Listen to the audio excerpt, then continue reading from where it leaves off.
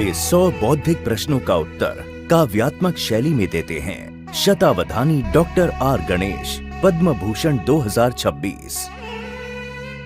अवधान भारत की एक शास्त्रीय कला है जिसमें तत्काल काव्य रचनाओं से विविध प्रकार की काव्यात्मक चुनौतियों का समाधान किया जाता है। बहुकार्यशीलता और लीक से हटकर सोचते हुए, और वो भी बिना किसी साधन के। इसमें साधक की रचनाशीलता और विद्वता की कड़ी परीक्षा होती है। आशु काव्य रचना का पहला विषय है प्रकृति पर अवधान। ये एक अति सुंदर विषय है। मैं द्रुत विलंबित छंद में काव्य की रचना करूंगा। जब भगवान विष्णु अवधानी हैं और उनकी अर्धांगिनी सुंदर और सुशील लक्ष्मी जी प्रश्न करती हैं, 8 तरह से अष्टलक्ष्मी के रूप में कविता विलक्षण कला के माध्यम आकार लेती है।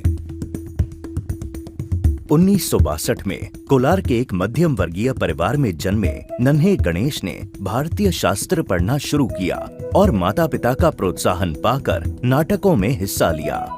इससे नन्ही आयु में ही उनमें जिज्ञासा और कल्पनाशीलता पैदा हुई और आगे चलकर वे सुविख्यात हुए। 19 वर्ष की आयु में उनके जीवन ने मोड़ लिया।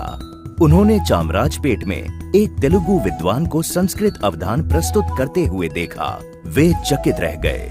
आखिर वे कन्नड़ में ऐसा क्यों नहीं कर सकते? और तत्काल उन्होंने अपने मन में काव्य पंक्तियां रचनी शुरू कर दी।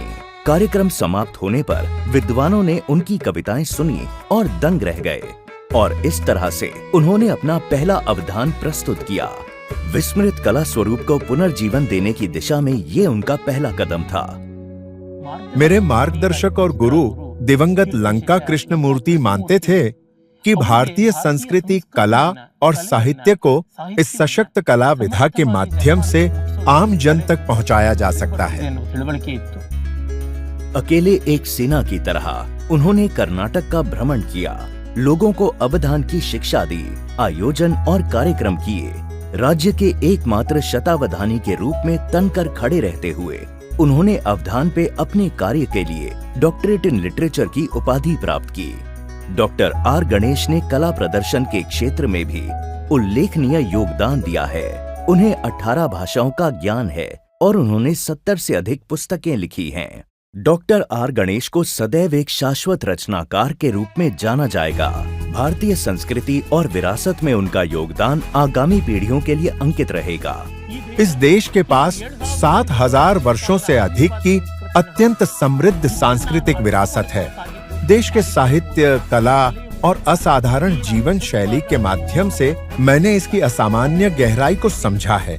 इसलिए सबको इस देश पर गर्व होना चाहिए जो तर्क पर टिका है और सम्मान से चलता है। शतावधानी डॉक्टर आर गणेश, पद्म भूषण 2026। कोटि कोटि नमस्कार।